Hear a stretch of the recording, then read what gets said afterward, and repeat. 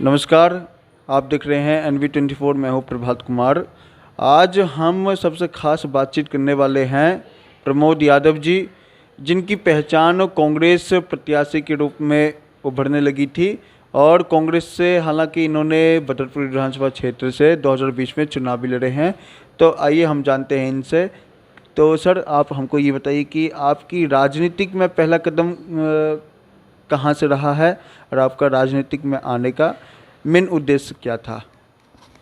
नमस्कार साथियों, सभी देशवासियों को, बदरपुर विधानसभा के सभी वासियों को, भाई बंधु सभी को मैं नमस्कार करता हूँ, प्रणाम करता हूँ, आदाब करता हूँ।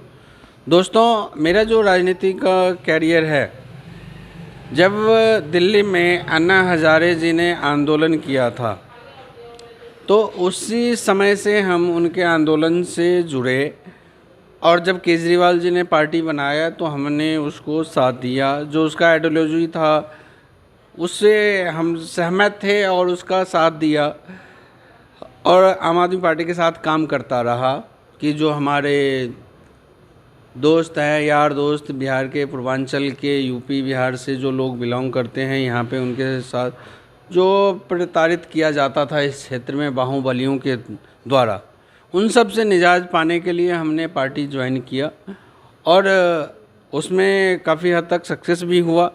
लेकिन आप सब जानते हैं दोस्त, जब तक कोई आप सत्ता में भागीदारी नहीं होगी, जब तक आपके पास कोई पावर नहीं होगी, आप जनता का ज़्यादा से ज़्यादा भला नहीं कर सकते हो।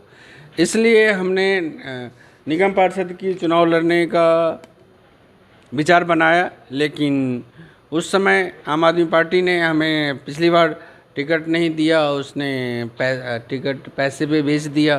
कहने के लिए आम आदमी है लेकिन वो खास आदमी बन चुकी है, पैसे पे ब्लैक करते हैं, टिकट बेचते हैं। तो उसी को देखते हुए हमने आम आदमी पार्टी रिज़ाइन कर दिया था और कांग्रेस ज्वाइन किया। कांग्रेस ने हमें लास्ट ईयर 2020 में चुनाव लड़वाया, बदरपुर विधानसभा से एमएलए का चुनाव लड़ा और पार्टी का पूरा सहयोग रहा। हमारे पूर्वांचल भाई बंधुओं का भी, बदरपुर वासियों का भी सपोर्ट रहा। ठीक है, किसी का हम नहीं जीत पाए लेकिन कोई बात नहीं, उसका हमें कोई गम नहीं है। हम पब्लिक का सेवा कर रहे हैं, हम क्षेत्र में अपने समाज का सेवा कर रहे हैं, लोगों के सुख दुख में खड़े रहते हैं और आने वाले समय में सब हमें साथ देंगे और हम ज़रूर जीतेंगे चुनाव भी। अच्छा सर, आप और दूसरा प्रश्न मेरा आपसे ये है कि दिल्ली में जो कांग्रेस की ये जो हार हुई है पूरी तरह से, इसका मुख्य कारण क्या है? देखिए, इसका मुख्य कारण ये है कि जब बीजेपी के इस कांग्रेस को हरा नहीं सकता था तो उसने एक चाल चली और केजरीवाल को आगे किया। केजरीवाल इतना प्रचार किया कि भैया हम शीला दीक्षित को जेल में डाल देंगे, हम पेट्रोल सस्ता कर देंगे, हम बिजली पानी फ्री कर देंगे। इस तरह का हथकंडा उसने अपनाया कि लोगों का रुझान उनकी तरफ हो गया और कांग्रेस हार गई। आम आदमी पार्टी का सरकार बन गई। लेकिन आज की डेट में जो जनता है वो अपने आप को ठगी हुई महसूस कर रहे हैं। सिर्फ बिजली पानी से ही काम नहीं चलता, बहुत सारी ज़रूरत की चीज़ें होते हैं जिन पे उसने एकदम से रेट बढ़ा दिया और दिखावा के लिए बिजली पानी का रेट कम कर दिया। तो ये दिल्ली के जनता के साथ धोखा कर रहे हैं केजरीवाल सरकार। अच्छा सर, आने वाले समय में नगर निगम चुनाव और दिल्ली विधानसभा चुनाव को लेकर के कांग्रेस किस रणनीति पर मैदान में उतरेगी और क्या तैयारी है इसकी? देखिए, आने वाले निगम चुनाव में कांग्रेस 100% जीतेगी और दिल्ली की तीनों मेयर कांग्रेस का बनेगा। पूरी तैयारी के साथ जो हमारा प्रदेश अध्यक्ष चौधरी अनिल कुमार जी है, बहुत ही एक्टिव हैं और दिन रात वो काम कर रहे हैं। क्षेत्र में जगह जगह जाके हर सुख दुख में जनता के साथ खड़े रहते हैं। कोई भी मुद्दा हो उसके जोर शोर से उठाते हैं। सैकड़ों बार उन्होंने धरना प्रदर्शन कर चुके हैं। लेकिन जो भी मुद्दा होता है उसके ऊपर वो जोर शोर से बढ़ चढ़ के हिस्सा लेते हैं और काम करते हैं। हम सब लोग उनको सपोर्ट करते हैं। पूरी टीम काम कर रही है जोर शोर से और कांग्रेस का ग्राफ बढ़ रहा है। आप देखे होंगे कि लास्ट ईयर चुनाव में कांग्रेस की सिर्फ 4% भागीदारी थी। अभी निगम पार्षद की चुनाव हुआ है, आपने देखा उसमें एक सीट भी जीता है और कांग्रेस की 22% का वोट शेयर हो चुका है। तो लोगों को समझ में आ रहा है कि जो कांग्रेस पार्टी ही है जो धर्मनिरपेक्ष की राजनीति करती है, सभी जात, सभी समुदाय, सभी वर्ग के लोगों को साथ में लेके चलती है और प्रॉपर देश का, समाज का विकास करता है।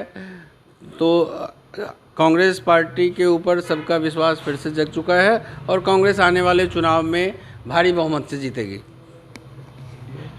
तो अपना ये जो जनता दल यूनाइटेड के जो कुछ सदस्यगण हैं, कुछ दिन पहले आपकी अध्यक्षता में कांग्रेस पार्टी ज्वाइन की है, तो इससे आने वाले समय में और आने वाले नगर निगम के चुनाव में कांग्रेस को कितना मुनाफा होगा?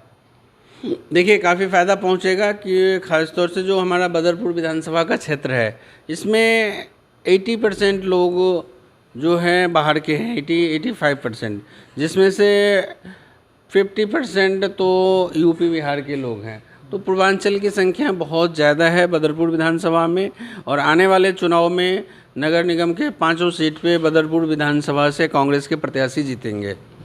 उसकी हमारी पूरी तैयारी चल रही है और हमें उम्मीद है कि 100% जीतेगी चुनाव। चलिए, तो रामवीर सिंह बिधूरी आपके बदरपुर से मौजूदा विधायक है भाजपा के, तो क्या लगता है कि उन कितना विकास क्षेत्र में हो रहा है और जनता उनसे कितना खुश है और कितना नाखुश है? देखिए, रामवीर सिंह बिधूरी जी चुनाव जीतने के बाद क्षेत्र में कभी घूम के देखने के लिए भी नहीं आते हैं। वो नेता प्रतिपक्ष का बन चुके हैं और बड़े लोगों से ही मीटिंग करते हैं। उनको सोचना चाहिए कि जिस बदरपुर की जनता ने 4थी बार विधायक बनाया है, उसके ऊपर विश्वास किया है।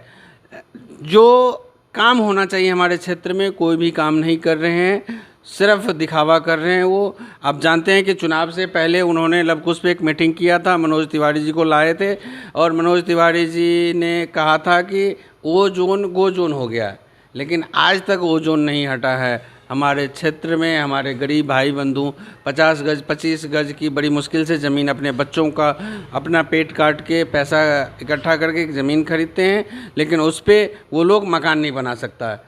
मकान बनाने से पहले प्रशासन को पैसा दो, एमसीडी को पैसा दो, मतलब ये लोग उगाही करते हैं, लेकिन क्षेत्र का कोई काम नहीं हो रहा है। आप देखिए गोल चक्कर का क्या हाल है, सड़कों का क्या हाल है, पानी नहीं आता, नालियाँ साफ़ नहीं हो रही है।